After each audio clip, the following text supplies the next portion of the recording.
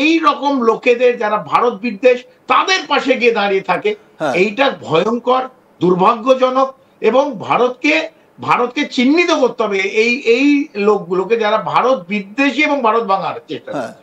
একইভাবে যেটা আপনি বললেন, এনআইএ কালকে মুর্শিদাবাদে নবগ্রামে এসছে, এবং মুর্শিদাবাদ একটা হটবেড, মালদা হটবেড, এবং মুর্শিদাবাদে 5 বছর পেছনে যারা দর্শক দেখছেন আপনারা গুগল করবেন, মুর্শিদাবাদে 5 বছর আগে লস্করের প্রায় 10 জন, 9 জন অথবা 10 জন এই এনআইএ কেরালায় একটা ইনভেস্টিগেশন করতে করতে সোজা মুর্শিদাবাদ এসে 9 থেকে 10 জন যারা ডাইরেক্টলি লস্করের সঙ্গে যুক্ত তাদের অ্যারেস্ট করেছিল।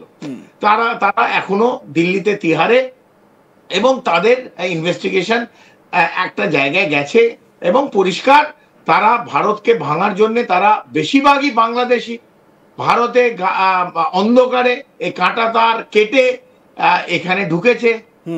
কেন্দ্র যতটা দোষী, রাজ্য ততটা দোষী। এখানে যদি আমি পলিটিক্স নিয়ে কচকচানি হয়, তাহলে ভারতের সার্বভৌমত্ব কোথাও হারিয়ে যাবে, আমরা সেটা হারাতে দেব না। কর্নেল চৌধুরী, আমি এই যে পলিটিক্যাল যে কচকচানির কথা বললেন, আমরা সেটাই আসছি না, সেটাকে একটু দূরে সরিয়ে রাখছি।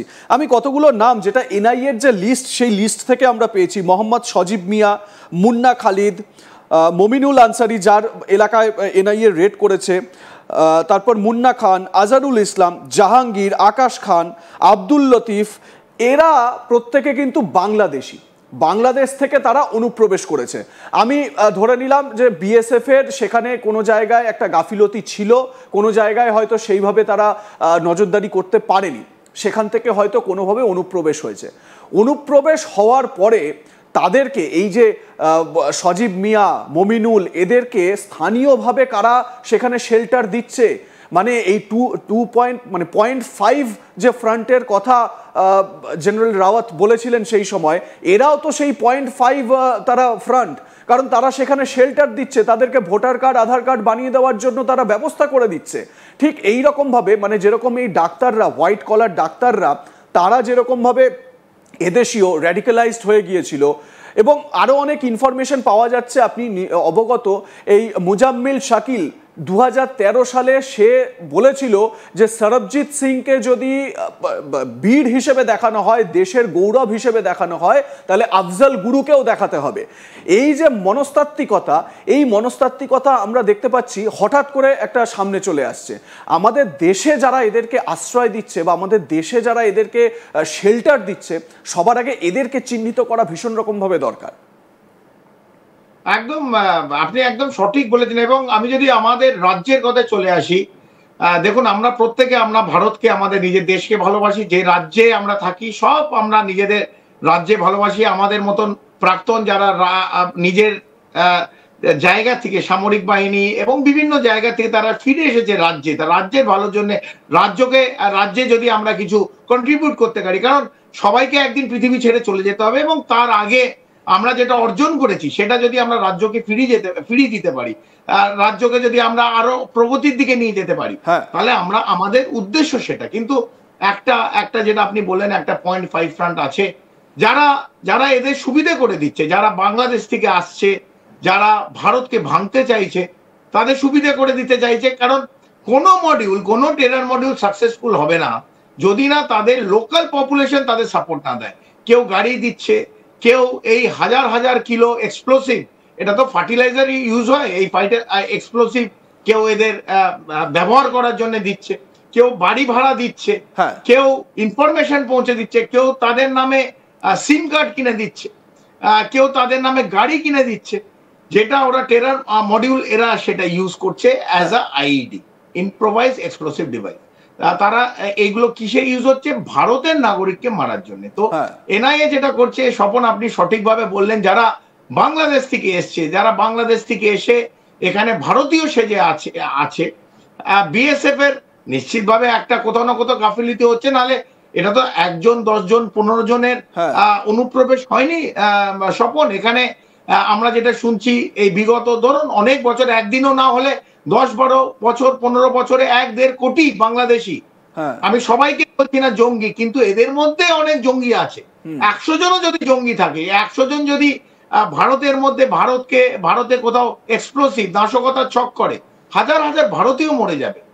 1 কোটি 1.5 কোটি লোক যারা ঢুকছে অনুপ্রবেশ, সবাই জঙ্গি না, তার মধ্যে 100 জন অথবা 10 জনও জঙ্গি হলে তারা কিন্তু ভারতকে মানে একদম ছাড়খাড় করে দিতে পারে, যেটা আমরা লাল কেল্লায় দেখলাম।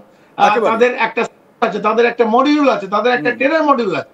এবং এই 0.5 ফ্রান্ট, যেটা আমরা বারবার বলছি, এই লোকগুলোকে যদি আমরা চিহ্নিত না করতে পারি, কারণ এ তো আপনার আশেপাশে ঘুরছে, আপনার বন্ধু, আপনার সঙ্গে সকালে বসে খাচ্ছে, আপনার সঙ্গে মিষ্টতা ভালো কথা বলছে, এবং আপনি এদের দেখে চিনতে পারবেন না যে যারা ধরুন বাংলাদেশি পশ্চিমবাংলায় আসছে, তাদের ভাষা, তাদের রহন সহন, তাদের খাবার আমাদের মতন প্রত্যেক নর্মাল।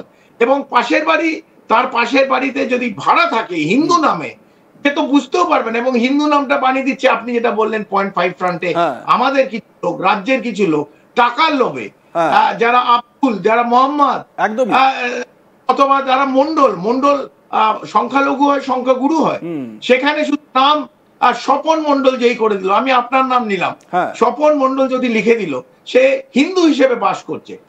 এমন এই এসআইআর যখন চলছে, এরকম বহু লোককে ধরা গেছে। এবং আমরা শুনছি যারা এসআইআর নিয়ে যারা এটাকে বিরোধ করছে। একদমই ঠিক। এই জায়গা থেকে একটু আপনাকে বিরত করব। খুব ভ্যালিড একটা পয়েন্ট আপনি উত্থাপন করলেন। এই এসআইআর এর গুরুত্ব দিল্লি ব্লাস্টের পর থেকে কিন্তু আরো কয়েক গুণ বেড়ে গিয়েছে। এসআইআর প্রপার করার প্রয়োজনীয়তা কতটা, সেটা কিন্তু এই দিল্লি ব্লাস্ট আমাদেরকে দেখিয়ে দিল। আমি একটু এসআইআর এর প্রসঙ্গে আসি। এই দিল্লি ব্লাস্টের পর এই এসআইআর এর গুরুত্ব কি আরো কয়েক গুণ বেড়ে গেল না? মানে এসআইআর যদি প্রপারভাবে না হয়, তাহলে এই যে ফাঁকতালি, খুব স্বাভাবিক একটা প্রসেস। 2002-এ লাস্ট এসআইআর হয়েছিল।